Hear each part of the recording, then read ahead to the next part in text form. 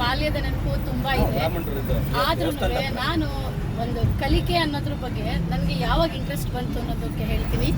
ನನಗೆ 7ನೇ ತರಗತಿ ಇರ್ಬೋದು, ಸೈಕಲ್ ಕಲೀಲಿಕ್ಕೆ ತುಂಬ ಆಸೆ ಇತ್ತು.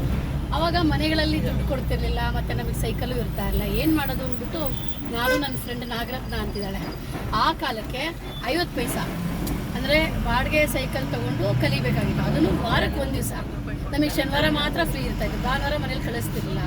ಇಬ್ಬರು ವಾರಕ್ಕೆ 50 ಪೈಸಾ ನೀನು ಹಾಕು, ಇನ್ನೊಂದು 50 ಪೈಸಾ ನೆಕ್ಸ್ಟ್ ವೀಕ್ ನಾನು ಹಾಕೋದು.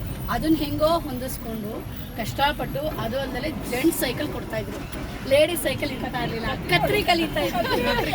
ಆ ಕತ್ರಿ ಕಲಿಯಕ್ಕೆ ಎಷ್ಟು ಕಷ್ಟಪಟ್ಟಿದ್ದೀನಿ.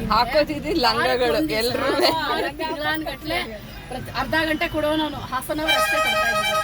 ಇಬ್ರು ತಿಂಡಿ ತಿನ್ಕೊಂಡು ಬರೋದು, ½ ಅನ್ ಅವರು ಅದ್ಯಾವುದೋ ಸ್ಕೂಲ್ ಗ್ರೌಂಡ್ ಇತ್ತು ನಮ್ಮ ಮನೆ ಹತ್ರ, ಇಬ್ಬರು ಹೋಗಿ ಆಟ ಆಡ್ತೀವಿ ಅಂತ ಹೋಗ್ಬಿಟ್ಟು 50 ಪೈಸದ ಬಾಡಿಗೆ ತಗೊಂಡು ಬಿದ್ದು ಎದ್ದು ಅವಳು ನನಗೆ ಸಮಾಧಾನ ಮಾಡೋದು, ನಾನು ಅವಳಿಗೆ ಸಮಾಧಾನ, ನಾನು ಅವಳು ನೀಡ್ಕೊಳ್ಳೋದು.